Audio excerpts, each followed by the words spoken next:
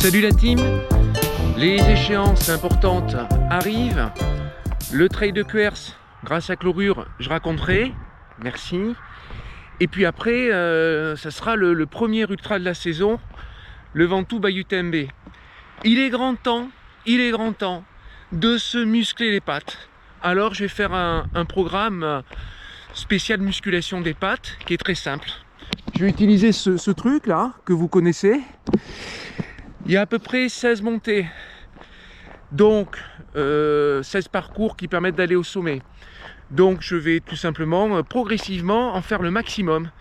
Là aujourd'hui je vais essayer de tabler sur 2500 D+. Puis la semaine d'après je rajoute une couche pour aller à 3000 et puis in fine 3500.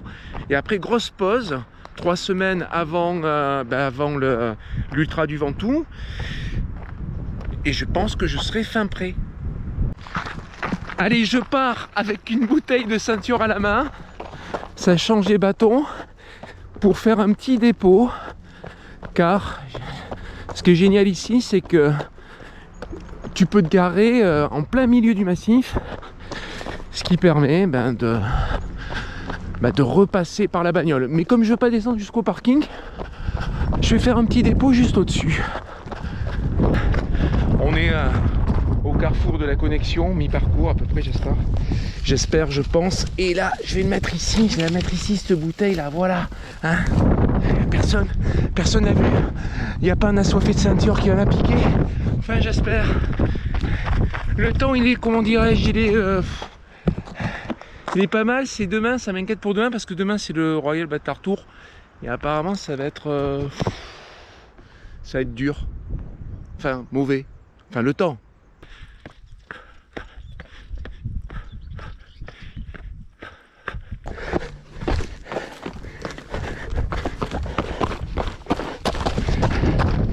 Première montée, 550.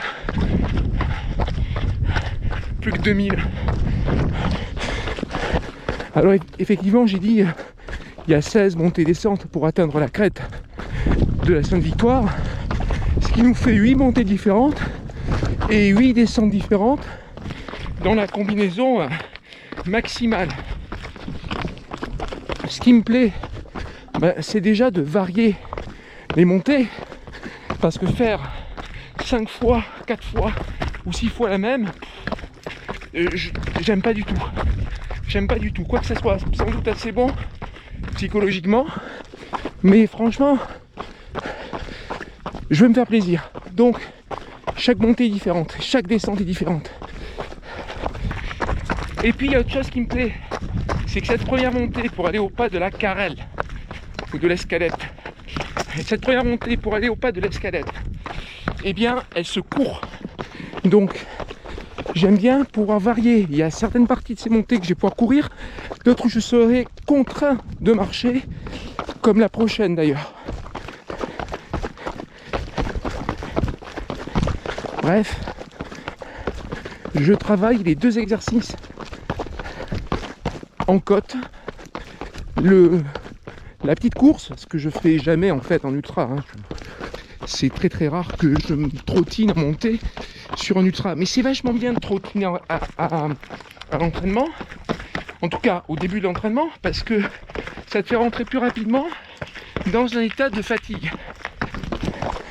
Et ça c'est intéressant parce que la sortie, je veux pas qu'elle soit hyper longue, mais je veux très rapidement me retrouver dans la réalité de ce qu'est un trail long ou un ultra lors de cet entraînement. Donc courir au début, c'est une très bonne idée pour se fatiguer, et après le reste, tu le fais avec cette fatigue précoce que tu ne retrouveras pas au même moment sur un ultra, mais tu seras dans des sensations, tu vas te rapprocher de ces sensations de fatigue que l'on rencontre dans un ultra. Tu vois là, tu peux pas courir là. Tu dois pousser sur les cuisseaux. Alors ok, c'est très très très spécifique là, mais ça muscle. Du coup je fais aussi du renfort. Naturellement, je fais du renfort. C'est ça aussi l'idée. Parce que j'ai un petit problème à l'épaule depuis un bon moment. qui n'a rien à voir avec le trail. C'est arrivé comme ça du jour au lendemain sans trauma. Ça fait trop mal, je vais pas qu'il fait trop mal. Attends, d'ailleurs, tu vois, là je prends main gauche, ça tire, hop, mais mieux comme ça. Et il y a des exos de renfort que je peux plus faire. Si tu prends appui sur les coudes, ça va faire de la symétrique et travailler que le côté droit. Très mauvaise idée. Donc voilà, ça c'est bien, c'est parfait. J'allie toutes les exigences de la bonne prépa.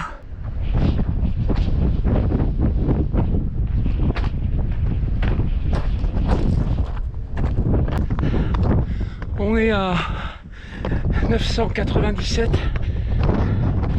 Voilà, 1500 à faire. Je suis content parce que on est sur la crête et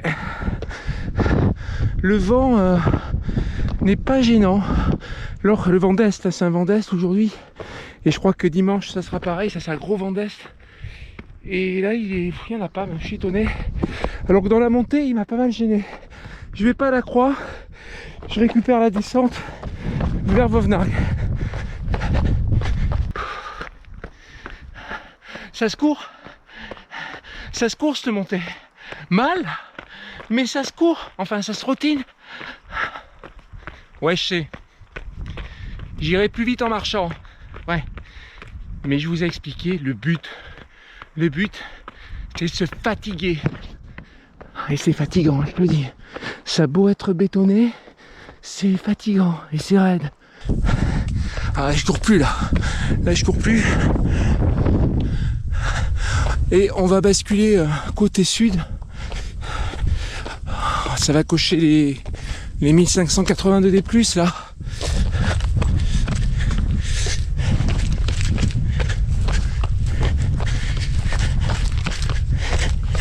C'est le chantier là. C'est le chantier parce que, je sais pas si vous voyez, une tache orange. Là, il y a une masse de blocs, mais alors énorme, qui s'est effondrée sur cette partie du sentier noir. Alors du coup là ça devient encore plus compliqué que d'habitude. Bon, l'essentiel c'est de ne pas être là le jour où le truc il tombe, ce qui n'a pas été le cas pour moi ni pour personne apparemment, mais c'est fou quoi, de voir une telle masse qui cède dans des massifs où tu as l'impression que tout est déjà tombé depuis longtemps. Parce que là il n'y a pas le, vous savez, dans les Alpes il y a des morceaux entiers de montagnes qui chutent avec le réchauffement parce que le gel servait à coller ces masses. Bon là il n'y a pas de gel quoi. Ben ça se casse quand même la gueule.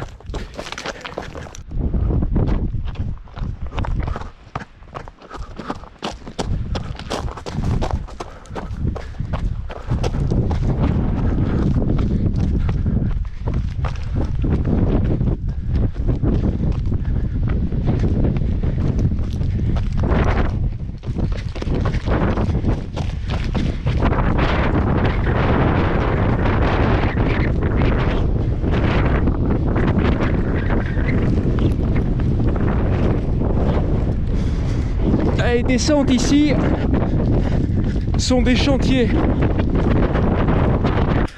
Bon, c'est très mal. Je me suis forcé quand même à boire, mais j'ai bu moins d'un demi-litre. Et on est au ravito. Et où le ravito? Il est là.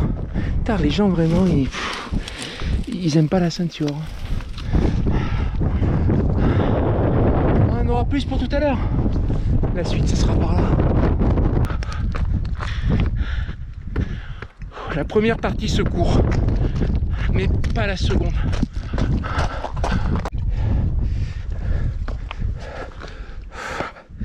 On a passé les 2000 et là c'est le fameux sentiment, tu sais, le sentiment où tu es partagé, tu te dis j'espère qu'il y a encore au moins 150 mètres avant la crête, comme ça je fais plus qu'une seule montée et puis c'est bon, j'aurai les 2500.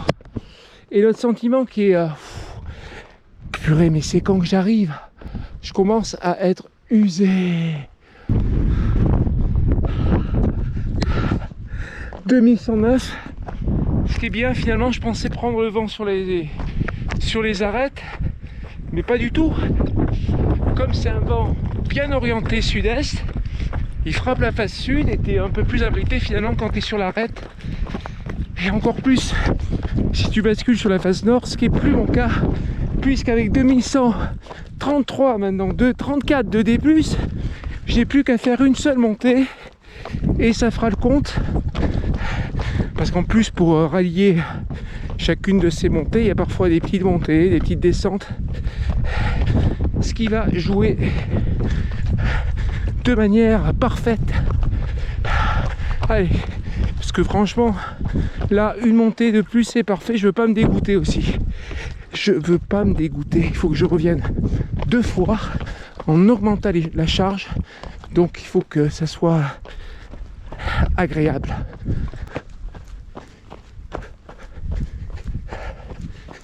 En face, c'est tout le secteur de Saint-Cerf où j'irai pas aujourd'hui, mais où la prochaine fois, il va falloir y aller, quoi. C'est dur. C'est pas un sentier, c'est un chantier. Regarde ça, quoi. Dans l'ultime radio montée qui va nous faire basculer du côté des 2500, ça se court, mais je le cours pas. 2287, on va y arriver. Ça se court quand c'est moins raide. Et ça y est, quoi. Ça y est, on les a, nos 2500. Tiens, là on les a. On va prendre du rab parce qu'il y a une petite montée là.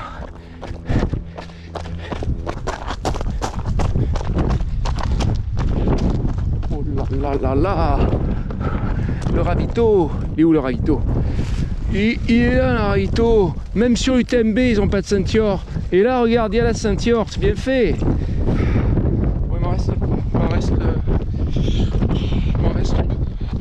Je vois pas assez. C'est pas bien. Fin de ma première sortie de remise à niveau. Il va falloir que j'en fasse 2 autres progressivement avant une désescalade 3 semaines avant l'ultra du Ventoux Bas UTMB. Et là, je vais faire de la récup active. Je pense que c'est ce qu'il y a de mieux à faire, de la récup active.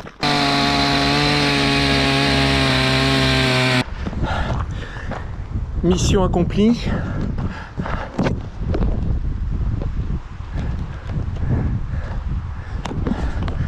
Pour 26 kg.